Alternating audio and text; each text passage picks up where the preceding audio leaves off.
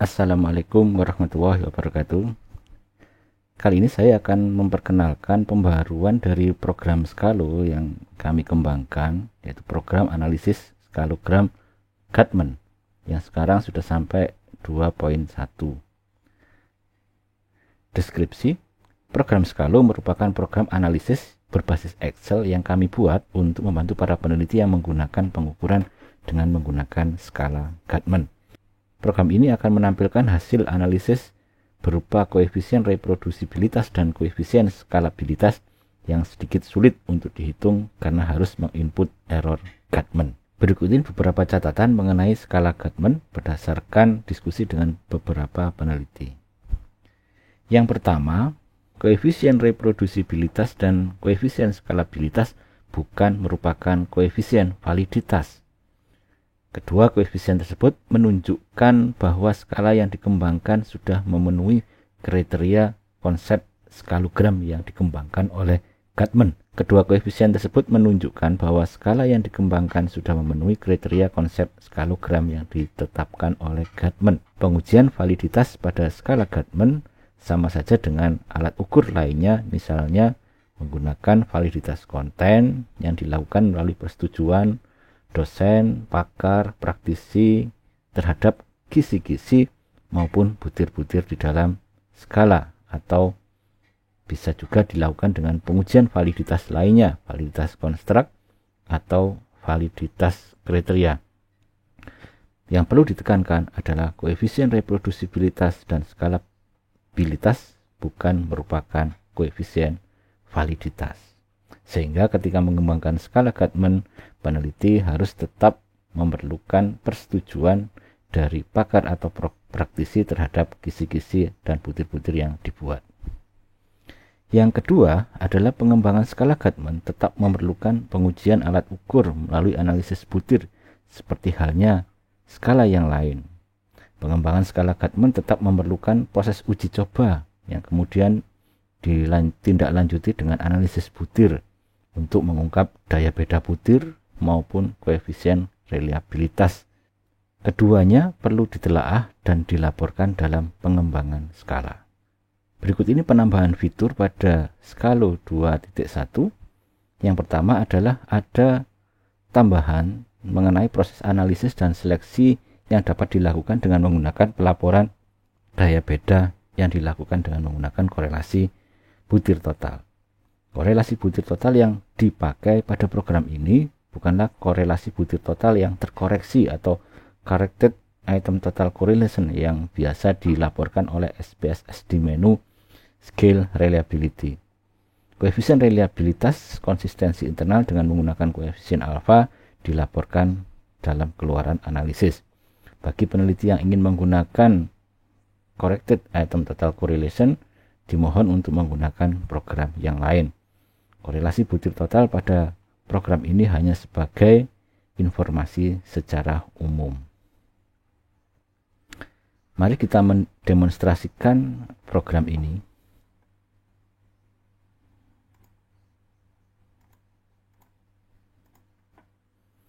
Program ini memuat 4 sheet. Yang pertama hasil, descript, dan input. Informasi yang kita keluarkan sekarang kita jadikan satu, yaitu jumlah potensi error, jumlah error, koefisien reprodusibilitas, koefisien skalabilitas, dan koefisien alfa. Kita tidak perlu lagi menambahkan atau menulis jumlah butir karena ini langsung dicatat dari data yang Anda berikan. Berikut ini prosedurnya. Misalnya kita memiliki data seperti ini, terima kasih kepada salah satu kolega yang sudah menyumbangkan data ini yang mengukur metakognisi. Ada 51 butir, kemudian 30 orang yang dideskripsikan oleh data ini. Cara yang pertama adalah kita harus mengcopy data yang ada di semua kolom yang ada di data ini, kecuali kolom total. Ctrl C, copy. Kemudian masukkan ke dalam sheet input di dalam Scalo. Ini bisa dilakukan dengan menggunakan value saja agar tidak mengganggu struktur dari Scalo. Pilih value, kemudian OK. Ini adalah basis data yang kita pakai untuk melakukan analisis. Kemudian kita masuk ke diskriminasi. Kita lihat di sini ada beberapa butir yang memiliki daya diskriminasi yang rendah. Meskipun koefisien alfanya tinggi 0,869, tapi ada beberapa butir yang memiliki daya beda yang rendah. Low di sini artinya kita berikan catatan pada butir yang memiliki daya beda di bawah 0,15. Ada satu menu yang merupakan hapus kolom atau hapus butir. Mari kita hapus satu persatu butir yang memiliki daya beda yang rendah. Hapus. Letakkan pada kolom butir yang mau dihapus, kemudian tekan tombol hapus. Hapus. Hapus. Dihapus. Dihapus. Ini yang awalnya tinggi kemudian berubah menjadi rendah, juga sangat memungkinkan terjadi. Ini kita hapus. Terus ada lagi, ini kita hapus juga. Kemudian ini kita hapus. Kita hapus. Reliabilitas sudah meningkat mendekati 0,9, di mana ini sudah melebihi dari kriteria yang ditetapkan oleh peneliti, yaitu di atas 0,7. Sementara itu minimum korelasi item total adalah 0,17. Kita juga bisa menghapus jika kita cukup banyak butir yang tersisa. Misalkan ini sudah cukup banyak butirnya, sehingga kita tingkatkan reliabilitasnya dengan menghapus butir yang memiliki koefisien di bawah 0,2 ini. Kita cari di sini. Ini kita hapus. Mohon maaf, salah. 0,2 juga 0, ini.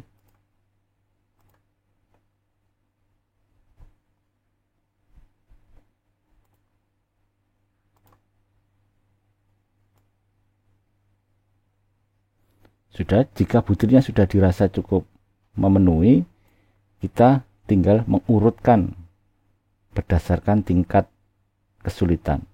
Silakan diklik urutkan by butir.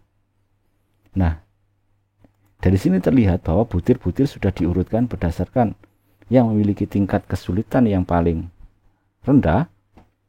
Ini 97 orang menjawab ya, artinya tingkat kesulitannya rendah, sampai yang paling rendah yaitu 0,6, 60% yang menjawab ya. Jika ini sudah didapatkan, kemudian yang kita lakukan adalah melakukan analisis Goodman. Klik analisis, kemudian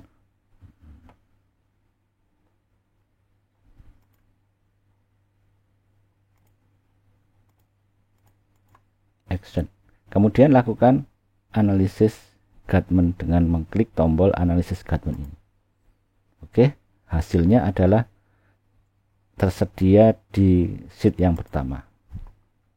Terlihat di sini koefisien reprodusibilitasnya adalah 0,87, kemudian koefisien alfanya sudah 0,9, koefisien skalabilitasnya, jumlah butirnya adalah 36 dan jumlah orangnya adalah 30.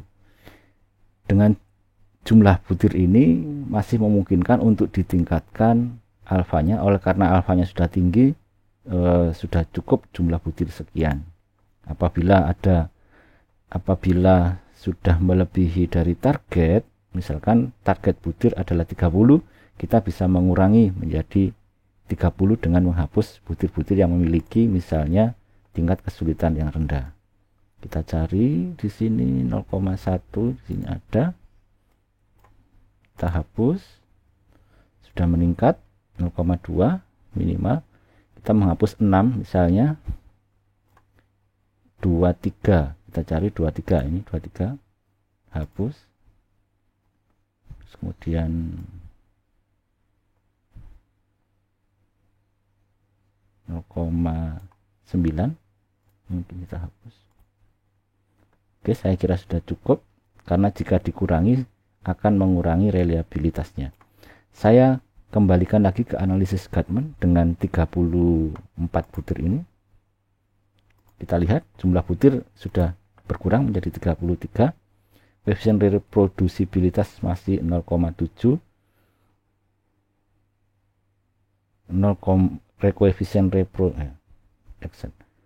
Koefisien reprodusibilitas 0,87.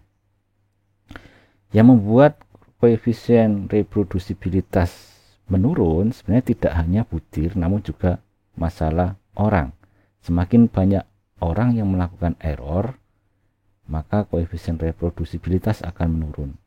Di sisi lain, jumlah orang yang 30 sebenarnya kurang cukup banyak dalam melakukan uji coba, bisa ditambahkan menjadi misalkan sampai 50 atau 60. Karena untuk demonstrasi saya akan mencoba untuk menghapus beberapa orang yang memiliki keanehan karena memproduksi banyak error. Kita lihat di sini orang yang banyak melakukan error yaitu orang nomor berapa ini, nomor ID 18. ID 18 misalkan saya keluarkan dari analisis, klik kanan kemudian dihapus, koefisien reprodusibilitas meningkat lagi. Kemudian ada lagi tadi itu satu orang juga yang memproduksi banyak error yaitu orang nomor 18. Kita hapus orang ini, koefisien reprodusibilitas sudah meningkat.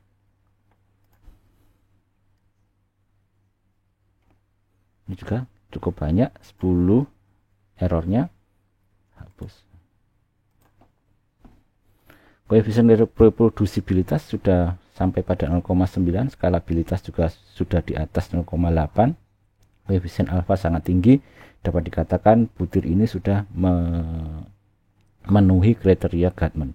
Akan tetapi bisa juga ditambahkan, misalnya kita ingin membuat jumlah butir yang lebih pendek, kita lakukan analisis lagi. Misalnya 0,232 ini kita hapus.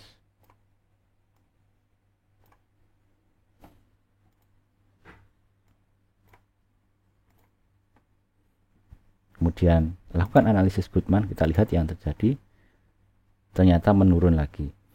Nah, proses ini bisa dilakukan secara memutar bolak-balik sampai ketemu komposisi skalogram yang cukup. Jika kita ingin memulai dari awal karena ada beberapa butir yang sudah dihapus, kita tinggal menekan reset. Ketika di reset, data akan kembali seperti awal, 51 butir dan 30 orang. Demikian penggunaan skala Gatman, semoga bermanfaat. Assalamualaikum warahmatullahi wabarakatuh.